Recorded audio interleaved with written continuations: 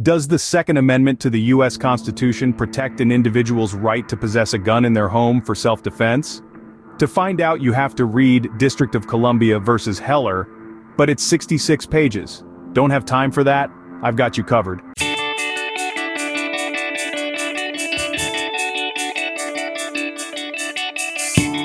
This is TLDR, where I normally cover New York Court of Appeals cases in 5 minutes or less.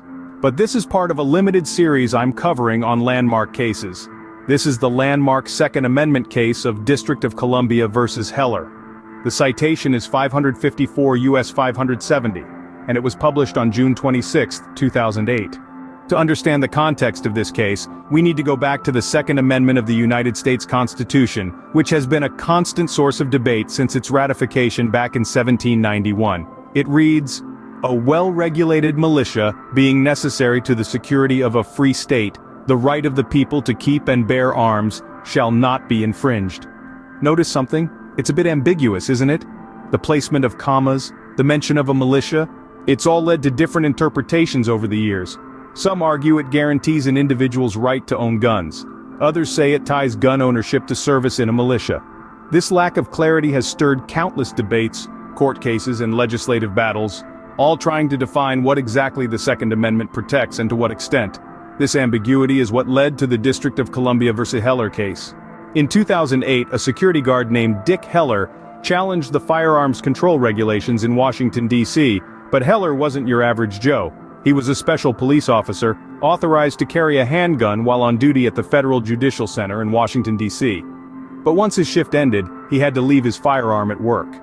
Back home, the District of Columbia's gun laws were tough. They prohibited the possession of handguns and required that all firearms in homes be either disassembled or bound by a trigger lock. Heller saw this as a violation of his Second Amendment rights. He argued that the law infringed upon his constitutional right to keep and bear arms, particularly for self-defense within his own home. However, when he applied for a 1-year license for a handgun he wished to keep at home, his application was flatly denied. With his application for a handgun license denied, Heller decided to take the issue to court. Heller's case made its way through several courts before reaching the Supreme Court. It all started in the District of Columbia's local courts, where Heller initially challenged the constitutionality of the Firearms Control Regulations Act of 1975. The local courts, however, upheld the act, leading Heller to appeal to the United States Court of Appeals for the District of Columbia Circuit Court. Now here's where things get interesting. The Court of Appeals was split, with a 2-to-1 decision overturning the local court's ruling. This split decision highlighted the legal ambiguity surrounding the Second Amendment's interpretation, which propelled the case to the national stage. The divergence of opinion in the lower courts underscored the necessity of a definitive ruling from the highest court in the land. And so, after a legal journey filled with debates and differing interpretations, Heller's case ascended to the United States Supreme Court's docket. Finally, the case was heard by the Supreme Court in 2008. The Supreme Court's decision was a landmark one. For the first time in history, the court unequivocally held that the Second Amendment protected an individual's right to own firearms, separate from service in a militia, particularly for lawful purposes such as self-defense within the home. The court's decision in favor of Heller effectively clarified this constitutional right. However, the decision was not unanimous.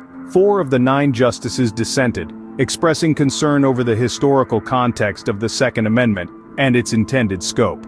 They argued that the majority's interpretation was a departure from the precedent, and that the Second Amendment was intended to preserve state militias, not to provide an unfettered individual right to gun ownership. Regardless of these dissenting voices, the majority opinion stood, solidifying the individual's right to bear arms for self-defense. This ruling was a significant interpretation of the Second Amendment. The Heller case had a profound impact on American gun laws. It ignited a nationwide debate about the balance between individual rights and public safety. The decision underscored the individual's right to bear arms for self-defense, and it has been referenced in countless legal battles since. It has influenced gun control legislation, often sparking controversy and polarizing public opinion. The Heller case has also played a significant role in shaping the current interpretation of the Second Amendment. It has redefined the constitutional landscape, confirming the amendment's protection of an individual's right to own firearms, separate from service in a militia. District of Columbia versus Heller remains a pivotal case in the discourse on gun rights in America. If you like what you just saw and want to see more just like it, please hit like or subscribe to let me know.